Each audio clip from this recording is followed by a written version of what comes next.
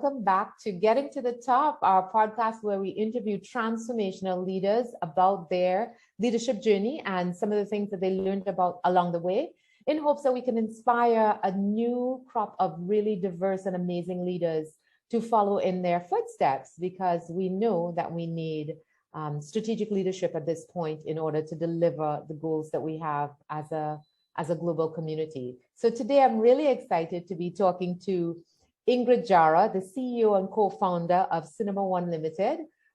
She's someone that I've known for years and really, really delighted to have served in different capacities with, but also just to watch externally about all of the amazing things that she does. And I'm a huge, huge Gemstone fan. So delighted to be able to talk to her today.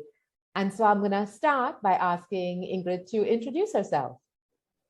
Well, thank you very much for having me. I'm a little under the weather, but I'm going to do my best to project my voice here.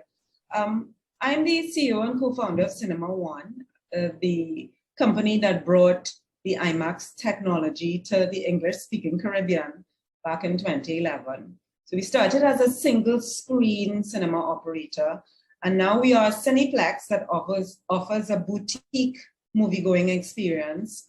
We offer Gemstone, which is seatside service, and we also offer 4DX. So it's three unique, differentiated movie experiences we offer at CinemaONE. So excellent. So how did you get started? Were you always on this track, or were you doing something else and then saw an opportunity? Tell us about how you got here. Gosh, by luck. I think I've always been an outgoing person. I always loved movies. Okay, my mom was a career public servant, and my dad would pick us up from school. And part of that experience was we would go and watch a movie at Globe on a Wednesday or a Thursday, because my mom worked very late, right? But this kind of really fell into my lap because out of a force of nature. My husband and I have been in business maybe from the second year of marriage, and we've had different businesses together.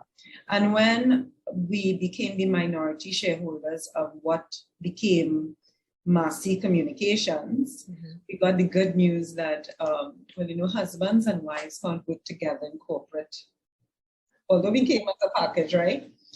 So I said, oh my goodness, obviously I was not happy. But I said, you know what, I'm going to go off and retool myself. Let me go and do my MBA, right? So I did my MBA at Arthur Lockjack in my 40s, which was pretty tough because I hadn't been doing formal education. I hadn't written a 3-hour exam in a long time, handwritten one, right? And as part of the practicum, I was looking for something, what would I do, right? And at that time, my husband and I had been to IMAX, and it really was his idea, and I was the executor of the idea. Because he always says, it's my idea. I wanted to bring IMAX to Trinidad, but he had a day job at Massey. And I said, well, maybe this could be something I could do as the practicum, to do this business plan to bring IMAX to Trinidad and Tobago. Because it had, in IMAX's business cycle, it was moving from film. It had just transitioned to digital.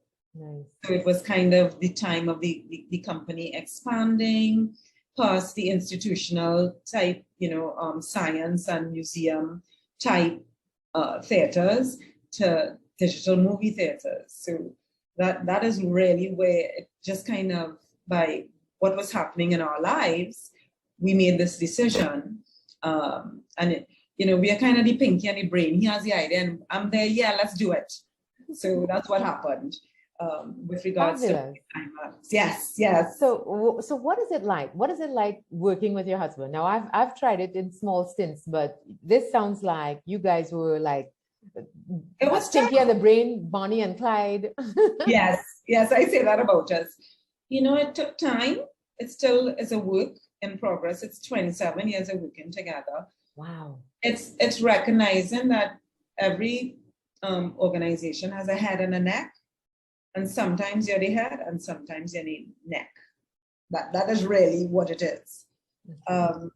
So it took time to learn to work together in business, because it's difficult having business and then you go home.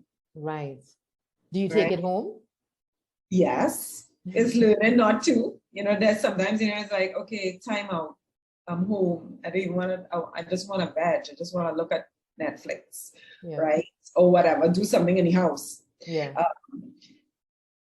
But it is all consuming, but it's learning that rhythm. It takes time, and it's still a process, because he no longer works in Massicons. He now works in the business with me. Nice. Right. So we're even back closer again in business. But now that we're older and wiser, it's a lot better, in terms of working together.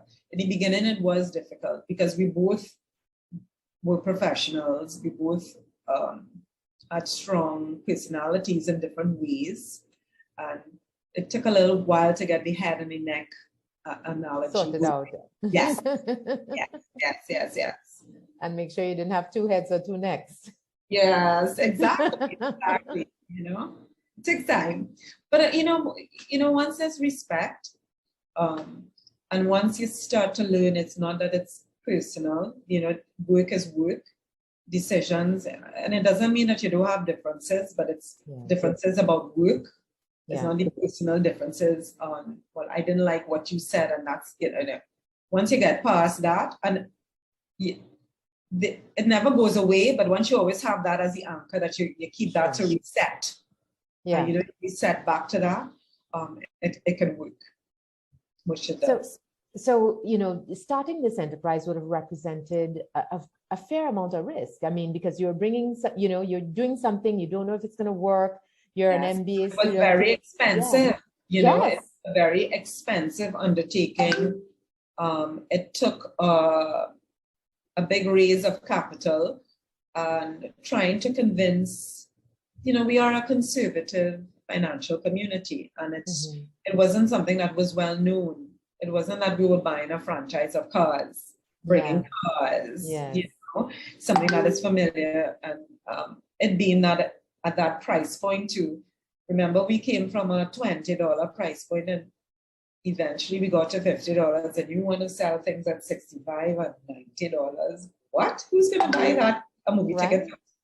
So it did take a lot of convincing. But what was fortunate is that at least the financiers that have backed us, it was like Jerry Maguire moments, because they knew about it. The ones that knew the brand understood the brand equity. Nice. Right? So but I mean, it took it took a lot of looking for those people. But when you did find them, they understood the IMAX brand equity. So they did want to be a part of the journey, but it did take a lot of blood, sweat, and tears, like anything else. Yeah. Anything worth doing. So my first day of class, taking economics in college, I remember the professor said to us, the most important financial decision you will ever make is, and he's like, that's the question.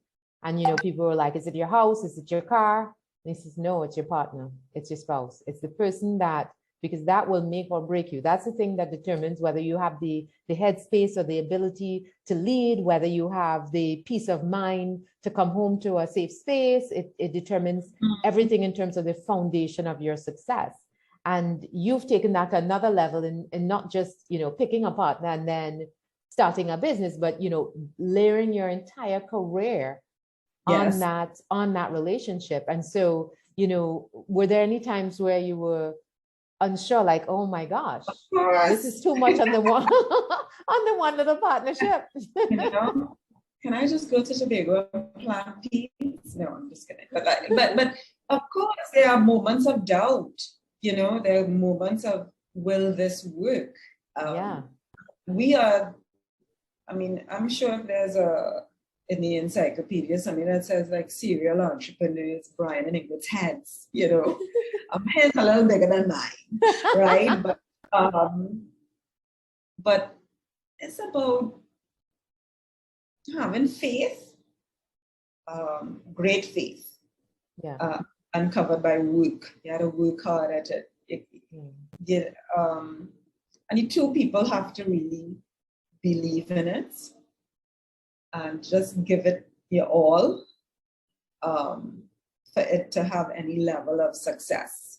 But to say that you don't have moments of doubt, are you kidding me? You know how many times I said, but I could have just had a job. You know, a job. Because I mean, my first degree is tourism management. Okay. Right. And then I did my MBA at Audible. But I was kind of more on a track of, you know, a marketing professional, public relations in that field. Yeah. You know? I just think that meeting someone, I would say, and I know it's, you know, women look at me and go, it sounds so lame, but meeting my husband, you know, you do need your mentor, your catalyst comes in different ways, right? And I would say he is that catalyst because he's the forest guy, you know, he is the brain, right? And he's able to make it seem that it could happen. I mean, our first business together, we were one of the first media companies that put TSTT on the web. I remember that their website, it was a telephone that rang, and we were so chuffed. I mean, I had a degree in tourism management. My husband had a master's in agri-economics from UWI, right? He came to UWI to do that. But what had happened, so, you know, you'll see our story just will come out, right? But that is when cable first came to Trinidad. And we would look at the Jones network. I can't remember the exact name of the network, but it was an IT. And it spoke about the internet and people communicating and putting these sites. And we were in love. We were married. And he was like, how am I going to stay in Trinidad? Right? Because he's not from Trinidad. And he was like, well, let's start a company. I was like, okay, great. What's the name of the company? And it just started from there. He was like, I need a programmer. Okay, I know people in UWI. I got a programmer. I got a graphic artist. You know, what's the program? At that time, it's something, I think it was Director. And we pulled down the 98-page manual and gave it to the programmer and graphic artist, and voila, yeah, we can make websites. Who to speak to? TSTT, Tidco, we had a few banks. So is that kind of, we made something from nothing, you know, like we didn't have the core competency. And that has kind of been the journey as we've evolved to now, you know. Now to the space of, well, we weren't exhibitors. It's not like we were born into a family. You know, there are persons in Trinidad who own cinemas, you know, who own the big six, was Globe and Palladium, etc. So, you know, you would think those families would be the natural ones to bring an IMAX. So saw an idea and said, well, why not? And let's figure it out. Let's see who we need to talk to, who has the franchise, and was able to find that person, you know, who had the franchise for the Caribbean. So it's just a catalyst, and I guess it's a person that has an energy, a like-mindedness to take risk, that brought that out in me. I love it. And it talks about those kinds of strategic partnerships. And sometimes they're marriages, but sometimes they're not. Sometimes they're friendships, sometimes they're, you know, co-creation. Sometimes they're people you discover on the journey when you are creating something and you realize, wait a minute, these two things can work together. And what you realize in that process is that you have the ability that there are pieces that fit on both sides. And in making those pieces fit together, you close the gaps and you're able to add, you know, one of the things in the book is 1 and 1 equals millions, because once you get the right two pieces together, you can create so much more. And I love that thing about, taking risks and being brave and being willing to create something new. Yes, yes. And it's about believing that it can be done. A lot of it is the mind of believing it could happen, because you get a lot of doors closed. You get a lot of no's, huh? Yeah, I can imagine. It's a lot of no's before you get that point of enough momentum to see the thing come to life. Yeah. And in that process of raising the funding for this project, right? You are in a lot of rooms talking to people, many of which don't look like you in a number of different ways. First in gender. Yes. In ethnicity. Yeah. Both and age. Yeah. Right? So I had about 3 strikes against me already coming to the table to have this conversation. Right? And I only now realize that I did suffer a bit from the imposter syndrome. Because I used to be like this. Oh my gosh. And my husband would be like, you could do it. Come on. Stop doubting yourself. And it took many rounds of it. Many times I didn't represent myself the best, I would believe. But that comes with experience, and it comes with practice. Yeah. If you're never at the table, you gotta practice being at the table. At the table are not afraid to sound if they're made the right sentence or the right statement. And the only way you could learn is if you do it. Yeah. But in other talking head scenarios like this, I tell people, even when you're at the table, come prepared at the table. So you have less incidences of that. I mean, if you do, okay, don't beat yourself up over it, but come prepared as best as you can, because you're already coming at a disadvantage of those 3 things, or 2 of them, or 1 of them. So you're already boxed in. So you need to the only way you could come out of the box is to be prepared, so that when you do have to make a contribution, and make sure you make a contribution. Don't try not to be silent. It's just important, because it's only then you will get information, respect, reciprocity back, in terms of or even learning. That's what I'm saying, and learning, I mean, I was the only woman really on the construction side. I mean, in terms of even, all right, we did I was the only person at Lockjack that did a business plan, because most times at a practicum, you're solving a business problem. A business is already existing. So you're solving a problem from an organization that you've come from, right? So that made my presentation very unique. And I noticed today, people say, you're Ingrid Jahra. I'm like, yes, I feel like a little rock star, but because they've been to Lockjack, and then they say, but you have the practicum with the IMAX and blah, right? But I lost my train of thought there. But what I wanted to say is, come into being prepared and being at the table. Yes, and I mean, I never did construction. I mean, you heard my background. I'm tourism management. I dabbled in marketing. I dabbled in, at the time when I met my husband, I was the PRO for Jerry Brooks. He had just come to Tattle as the marketing manager. He hadn't risen his meteoric rise just yet, right? Such a wonderful guy. Yes, he was one of my mentors as well. Lovely. He is just a person that is very focused, wants to deliver the best. His objective is to deliver the best, whatever he's working on. Yeah. And being part of that team teaches you that skill. Yes. So coming back to construction, so it was hard.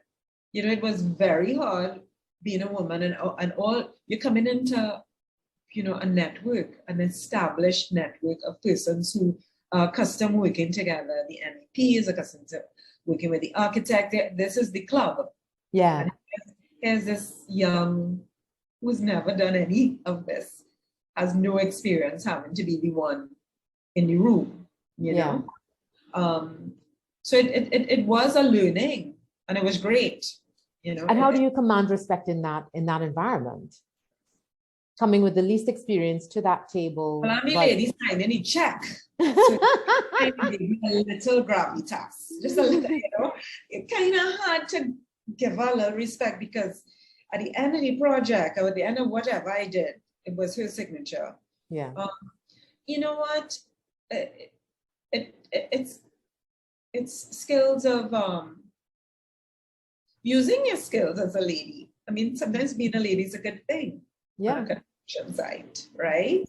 You certainly stand out. You certainly, you know, stand out. They're not going to miss you. The humility of asking because you want to learn. Yeah. I think because now you're not a threat, it's okay. They will teach you. You know, it's all about approach, wanting to learn, and they recognizing that you want to learn. That, you know, you're not too big to put on your boots and put on your hard hat and speak with them. Yeah. Allow them to be themselves. I mean, it was, you know, a kind of culture shock. The amount of kids in that sort of construction site. You know, kind of after, oh, okay, right. but it's about also being willing to learn and be a part of it, and not be pressed, really. Yeah. That helped me. It really helped me. So being flexible in different circumstances and realizing that even in circumstances, being there late with them, you know, you're showing, you know, you care. Yeah. Little things of building that social equity. Yeah.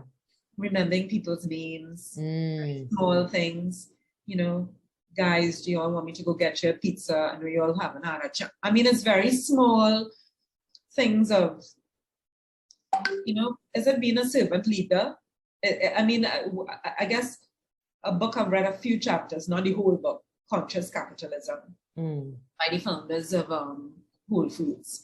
I mean, there are some tenets in there I guess I naturally have. I think so does my husband. And I think the book just reinforced that those are good things to live by when you're leading, right? You could be a leader and you don't have to be a leader. You could be a leader. The gap doesn't have to be that big. Yeah. And I think that augured well, you know, throughout the project of bringing the various cinemas to life. Because on each of them, you know, I was integral in the construction and all the phases, right?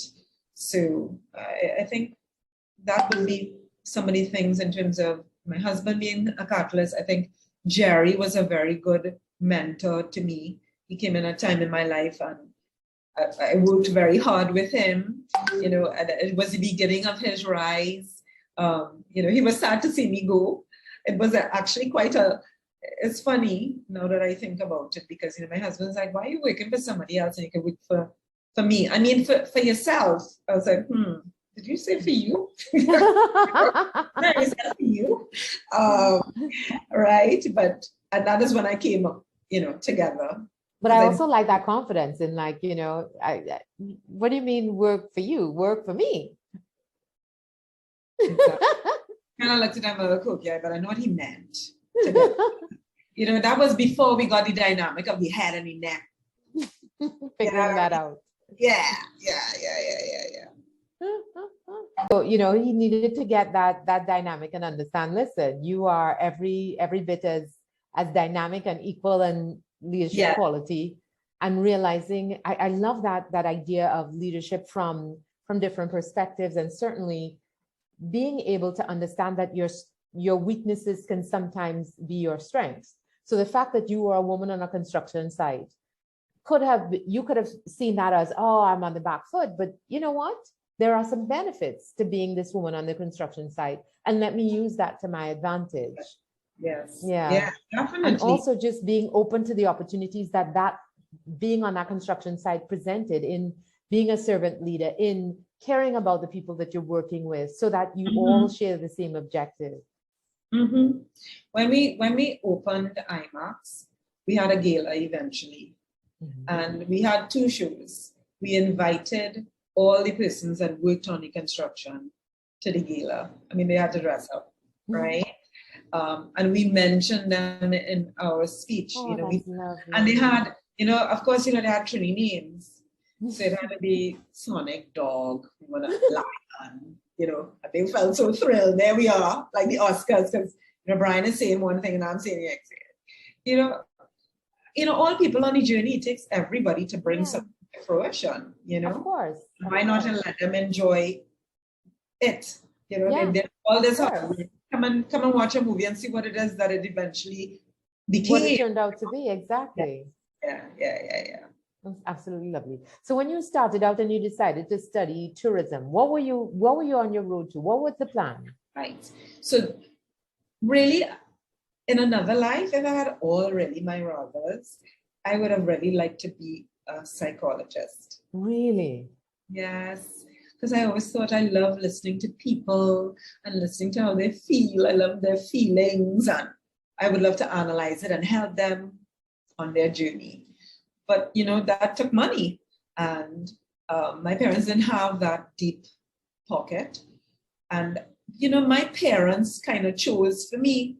Oh, wow. I would say, you know, they looked at this child and said, you know, she likes talking to people. She needs to be in an industry that is people oriented. Okay.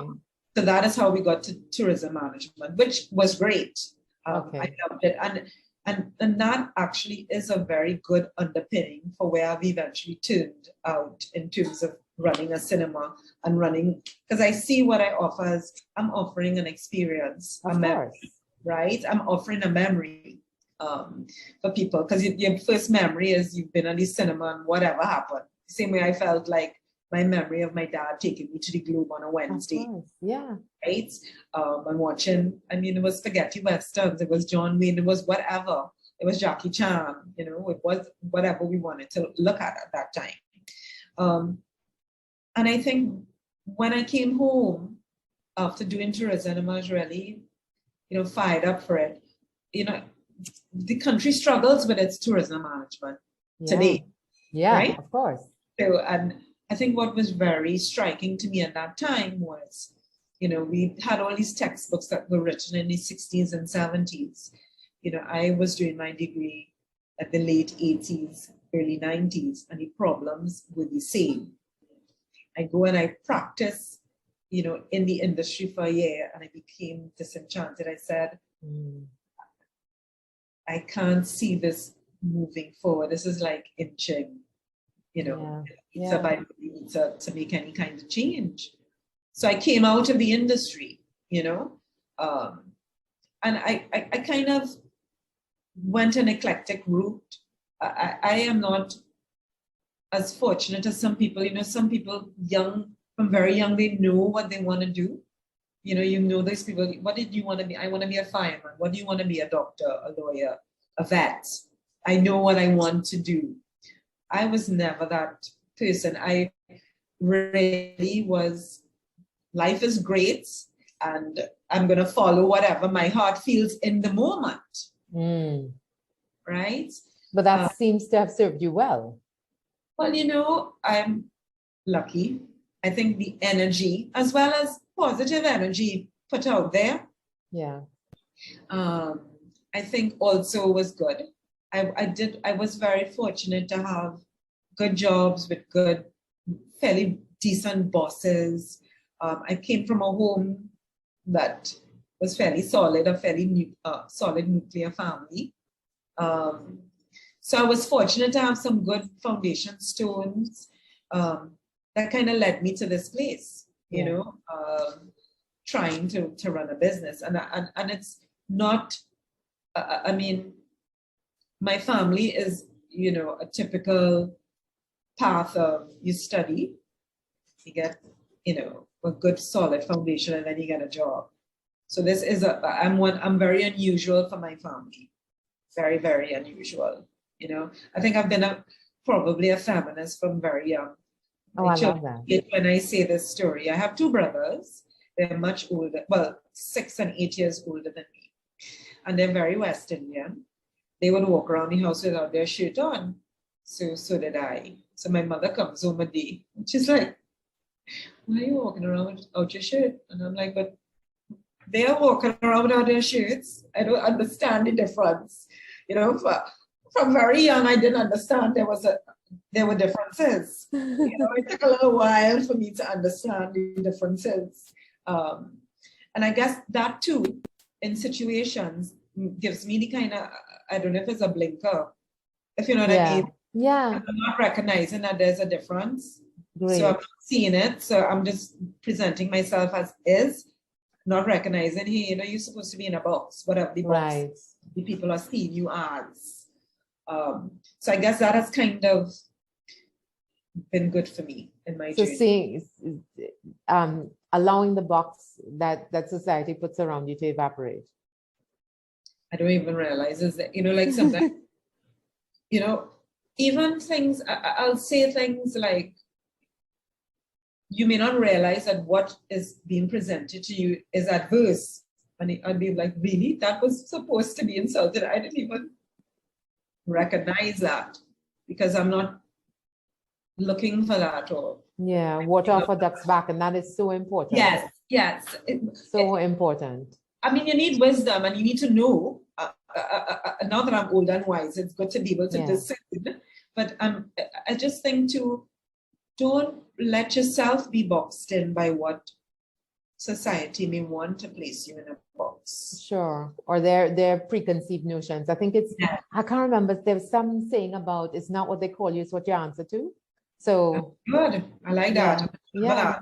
So you just, you know, if it's not, if they're calling you and you're not answering, then you're impervious. Yes. Yeah. No, I love it. So I want, in my closing question is, what is the best advice you've received?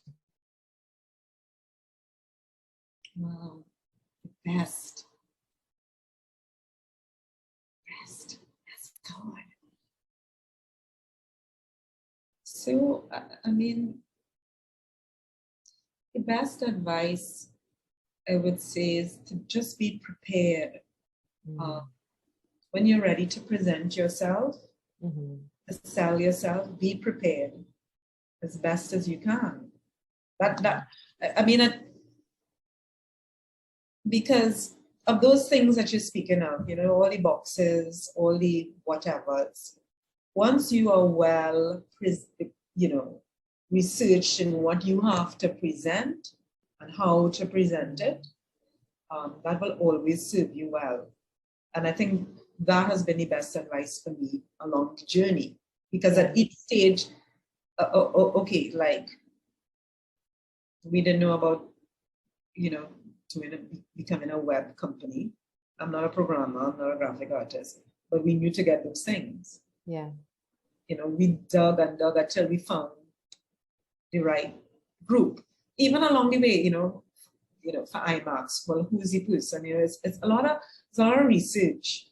So I think in anything that you're going to do, you have to research it well enough, even in presenting yourself and presenting the idea. That is the best thing. And I think many times why ideas don't come to life is that they're not well thought out enough. And don't be afraid to pull the room to get the resources, kind of thing.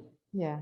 If I had to say for business and where we are, I think that would be the best advice that I would have received. So arm yourself with preparation.